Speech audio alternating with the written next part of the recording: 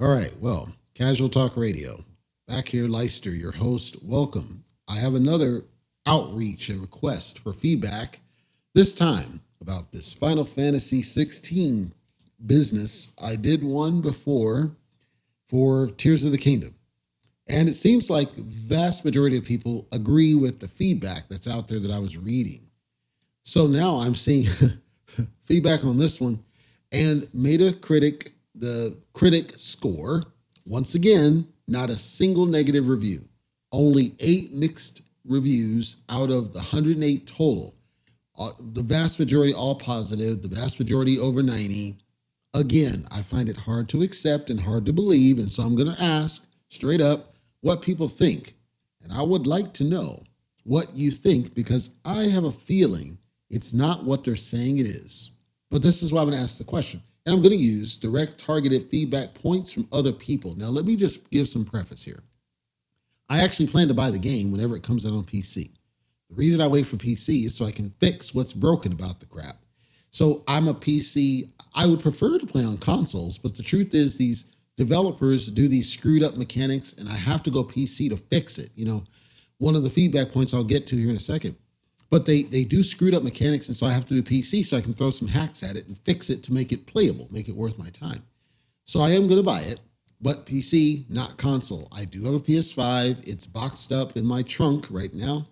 Doesn't hardly get played because every game that I would ever want to play eventually shows up on PC anyway. All that rhymes. So what I'd like to do here, I'd like to do the same thing I did for Tears of the Kingdom. I'm asking for feedback. I'm asking for what you think about the feedback that's spinning around social media. First of all, I think the number one top level, most people believe this is not a role-playing game. Most people believe this is an action game. Most people believe it's a Devil May Cry clone. Most people believe it's a ripoff of Game of Thrones. Most people believe that Square has lost its way and the Final Fantasy series is dead. Without worrying about the overreaching statement, I want to target this whole not a role-playing game because see, there's this debate going on about what's a role-playing game. You know, what is it? It's subjective, but let me just say this. It seems like there's no party. You know, it's just a one-person show. If it's a one-person show, I already believe it cannot be a role-playing game by definition, but the problem with that stance is if we say that, games like Ys Arc of Nepishtim, which I think is 6, it doesn't have a party. You have a single person there. So we can't necessarily say that a party is the measure of it because certain games that we consider role-playing games don't have that. So then I thought, well, towns and town experiences, and there's non-playable characters that you interact with, and all that's there. It seems like just there's something with the feeling of the game that makes people believe it's less of a role-playing game than it arguably should be. And some people see that as a positive. I don't. So let me go down some of these bullets here. And the vast majority of these will come from one poster because they did a great job of giving me what I was looking for in terms of the broad overreaching feedback in one nice, clean, short list. User Hyper Reality says, quote, I was hyped for years and disappointed. Cons, linear and corridor-like Final Fantasy 13 tier level design. Stop. So I've seen videos of this. I didn't see a linear corridor design. I mean, when you say Final Fantasy 13, that's extreme. That's not what I see. I do see that there is some flexibility to do some exploration, but pretty much everybody agrees it's linear in nature. It's not open world, and I actually think that's a good thing. I think it's good that it's not open world. The question is, are you constrained to a corridor? I can't tell from the videos if that's true, but it certainly doesn't look like it. Quote, way too many cutscenes. Over half of the game is uninteractive. I think he means non-interactive. Stop. So I did see a lot of people say, basically you'll play, and then 16 minutes later, there's a 10-minute cutscene, and then every now and then, there's a cutscene for like 30 minutes, that the cutscenes feel excessively long. I did see this feedback. I actually like cutscenes. I'm a fan of cutscenes. I do think that there is a balance. You got to have a balance of gameplay that you can get in and play, and then you're rewarded with a cutscene. The cutscene should not dominate the situation. I say that, but then if you look at Triangle Strategy, arguably Triangle Strategy was dominated by cutscenes. I think it's just a balance, though. You know, some games can get away with it because of the nature of what they are. Triangle Strategy was unique in that regard. This one, I know what they're trying to do. And some people said, well, Final Fantasy XIV, the online one, was doing the same thing. Okay, but I think you show all these videos leading up to the game of the gameplay and how awesome it is to fight, and it's open action, there's no turn-based, and then don't give a lot of segments where you're doing that. And instead you're, in some cases, boring the gamer. And then you got to think it's, man, 60, 70 bucks for this crap on console, and you don't really play it. It's just playing for you. Some people like that, some people don't. And I think you got to strike a good balance. Quote, exploration, when it finally opens up 20 hours in, is unrewarding and empty. Stop.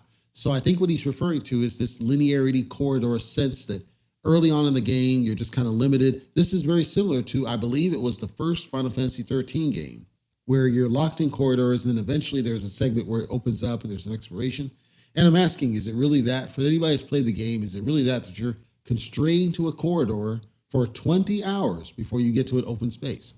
Quote, loot is terrible. I don't know what that specifically refers to. I'm assuming he's referring to drops, enemy drops and things.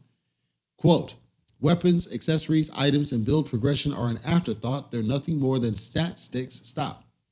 I saw somebody else, I think it's Skill Up, he's on YouTube, said that basically you get all these weapons and you can craft and you can do these things, but it's a waste of time because you don't get a significant boost from them. I think that's what they're referring to. So if that's true, I question why do that? Why even bother? If you're not going to make the stat boosts significant, why bother? And then I saw somebody, I think it was the same Skill Up actually, talking about, elemental boosts on weapons don't have any elemental damage, don't make any big difference. I question why even bother? Like, why bother with the mechanics if they're not going to make you significantly better or stronger? Quote, lacking RPG elements and the ones present feel tacked on. Stop. Again, nobody's been specific as to which specific RPG elements are being referred to that are lacking. Again, we can't say party because party, there are games that are single that are role-playing games. Can't say party. So what is it that people are keying in on that they consider a role-playing game element that's lacking in the game? Quote, worthless crafting system, goes back to the weapons and armors and stuff. Very little customization. Stop. When we say customization, are we referring to their gear, like their clothes? Are we referring to the world, some towns, buildings, something else? Customize what? Quote, no hidden things to discover. Stop. No hidden things. What do we mean? Are we talking about hidden dungeons? Are we talking about hidden items? Are we talking about some weapons, special weapons? Are we saying that there's no reason to explore, is my point. Quote, boring MMO-like side quests with trash rewards. I see multiple people say this, that the side quests are just a waste of time. They feel like an MMO. I saw one person say you had to carry planks from one point to another, holding X, and somebody else said that's a training thing. We don't know why they have to be so dumb simple for training. If that's what it is, I'd love to hear from people. Quote, horrible facial animations outside of cutscenes. I question how they're able to make the distinction because outside of cutscenes, it's usually hard to see their facial animations. Unless there's some zoom feature and they're looking at that and scrutinizing and seeing. I'd love to hear some feedback on that. Quote, severe pacing issues in main quests. Usually a pacing issue means that, you're trying to go through something, so a quest in this case, but you're trying to go through something and either it's taking too long or it ends too quick or it doesn't give you that balance of getting into it, pulling the character in, pulling the player in. I think that's what they're referring to. I'd love to hear feedback on that one. Quote, bland side characters except for Sid. Skill Up made the same comment, and the way he positioned it, he said, ultimately, none of the other characters matter. None of the other characters help Clive develop as a main protag. None of the other characters significantly contribute to the game. None of the other characters are a mentor or a peer or an antagonist. If you think back to, I'll say, Final Fantasy X, Auron. Auron is basically a mentor to Tidus, right? If you think back to Final Fantasy VII, Sephiroth is initially a peer and then becomes an antagonist to Cloud and so on. There's always somebody else that's a signature character that means something, or you have the party dynamic where everybody means something different and contributes something different. Skill Up said the same thing, that's lacking here. I'd love to hear feedback on that. Quote, Combat is far too easy and requires no strategy and mid-boss checkpoints. So this one's kind of a mixed egg. Some people say the combat's too damn easy. Some people say the combat's too damn hard. I don't know what the real answer is. It's either easy or it's hard. My theory, just looking at it, is that it's not that the combat is easy. It's that the combat is predictable. It's routine. It's dull. Not necessarily easy. It's just that it's predictable. So you get into it quick and easy to the point that you master it without having to spend a lot of time. That doesn't mean it's easy. It just means that it's predictable. It's a basic engine. It's predictable. Other people seem to think it's hard. And I think those people, for them, because I know there's a lot of quick time events, QTEs, which I'll get to in a second. Some people just suck at that, the timing of it. I don't know why, but they do. Quote, poor enemy variety. This one's peculiar because the world, at least as they presented in the video, seemed like you should have a significant variety of enemies that you can fight and work with, but people seem to think that the enemies are largely cut and paste, cookie cutter. There's not a lot of variety. I'd love to hear feedback on that. Quote, takes too long to be able to freely customize your icon loadout. So again, he's referring to the front part of the game that you're kind of handheld, you're restricted from freedom up front, just like Final Fantasy 13. I'd love to hear about that. And then, quote, gratuitous QTEs. So this is the quick time events, that there's just too many of them. We knew that was going to be a thing. We saw that from the previews. And I said, that's what makes it generic. Because if you're leaning on quick time events to get the game by, to me, that's a crutch. Final Fantasy 15 had the same problem. Quote, countless squeeze throughs. I don't know what he refers to unless he's talking about those segments like in Final Fantasy 15 where you're having to squeeze through two walls or something. Okay, if there's a lot more of those, that would annoy me. Quote, particle effects make it hard to see what the enemy's even doing. The funny thing with this, right, Final Fantasy 15, when Episode Disque came out, I actually still have that somewhere on my PS4. Episode Disque comes out.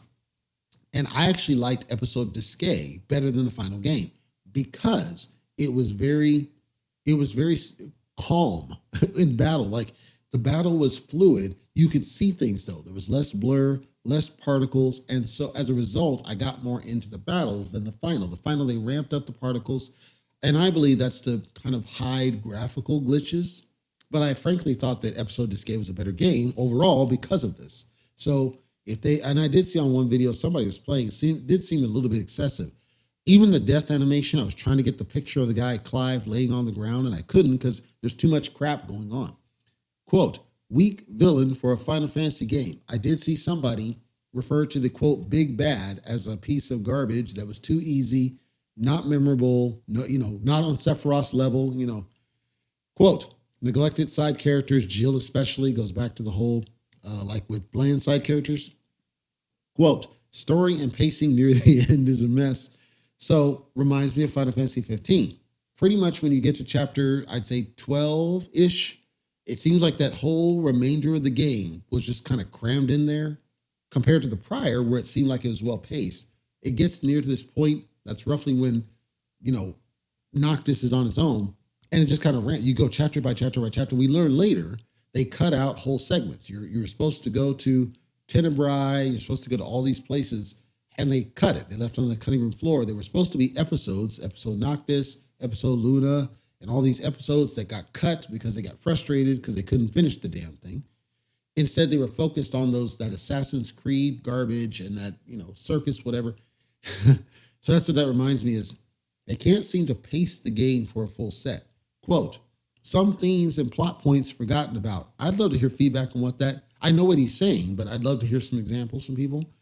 Plot points forgotten about, like literally did they drop a plot? They started something, starts to get you in, and then they never visit it again, because that's terrible, because that tells me the game is incomplete, just like Final Fantasy 15. If they did that, it's Final Fantasy 15 all over again. Because remember, in Final Fantasy 15, like I said, that whole second half was completely butchered and cut out. There was a lot you never learned. There's a lot you didn't know until they released the Royal Edition, and all of a sudden things became clear. Places you couldn't go. Quote, performance issues, people getting crashes, overheating, ungodly motion blur, etc. Stop. Performance issues, I saw some people say that the game drags, frames per second drops, and I saw this on Digital Foundry as well. Crashes, overheating, I did not see. That's a bit concerning, but it's the PS5. Ungodly motion blur I saw, and people said it was when you do quality mode, I believe, that The motion blur is out of control, and they did not give a slider. That would bother me because motion blur does piss me off, especially if you're doing 30 frames a second. Quote, pros, 1, Clive is a well-developed main character. The music is unbelievably good. Concept art is good. Solid voice acting. So the only thing that this person liked was the aesthetics of it. Not the game itself, but just the aesthetics. The art, the person, as a main character, the visuals, the music, the voice acting, the aesthetics. That's what they like, not anything else. So then I went to a bunch of different reviews, and I was seeing basically a pattern in some of this. I'll read one more and wrap up. User GamerBoy1991 says, quote, another game boosted by the gaming media. You know why? Because they're afraid that if they don't give good reviews to Sony, they won't get review codes, and Sony will not let them get their hands on the games early. So listen carefully. Here's a non-biased review from a person not afraid of Sony. 1, this is not optimized. Falls below 30 frames a second per battle. So that's the performance. Battles are too easy. You only need 2 buttons to kill bosses. This goes to the easy battles. Story is messy and weird. Rated M for clout. I like that one. Nothing mature about this game. Now, there is nudity in the game, right? There's swearing in the game. So saying there's nothing mature about the game is a bunch of crap. We know it's got mature segments and things. Quote, only good thing is that the main character looks good, which that was said before. Side characters are meh, said before. Quote, if I'm going to rate this is like a game trying hard to be Xenoblade Chronicles, but failed miserably. Disappointed with Square Enix for this game and disappointed to the biased media. As a big fan of Xenoblade Chronicles 2 and Xenoblade Chronicles 3 Future Redeemed, not the base game, but Future Redeemed, and Torna, the Golden Country, it intrigues me that they're making a parallel to say this is trying to be Xenoblade Chronicles. Because then it started to think, is this trying to be something like Xenoblade Chronicles Cross X, right? Is it trying to be that? If somebody has played both games and can recall Xenoblade Chronicles Cross, and they can say, yes, that's what I feel. It's basically the same thing as that one, or at least trying to be. I'd love to hear that feedback, because if so, then I question why people would not like 16. Because I think pretty much all the Xenoblade games were pretty highly regarded. And so if you're trying to be a highly regarded game, what is it that it sucks at compared to those games? I would suspect, and it's only a theory, I would suspect that if the one thing Xenoblade did do well is give us the sense that the character, minus Xenoblade 3, the base game, give us the sense that all characters matter, especially Torna. I think Torna did a great job with this. I think Future Redeemed did a pretty good job, not great job. I think Xenoblade 2 did a pretty good job. I think Xenoblade 1 did a decently good job. I think Future Connected did a great job, like making all of the different characters that play matter, including NPCs. I think Xenoblade excels in that regard. So if Final Fantasy 16 sucks at it, then why is it that the person draws a parallel? This game feels like it's trying to be Xenoblade Chronicles. Is it that it's trying and you sense that and it sucked at it? Or this guy doesn't know what he's talking about? I'd love to hear from people out there that have played Final Fantasy 16 and some of the other games mentioned and get your thoughts. Is it true that this game literally falls short of a standard? Is it true that the game is basically not a role-playing game? Is all the stuff that's being mentioned here true? That it simply falls short. It does not deliver and certainly isn't worth full price to boot. Let me know what you think. Comments below.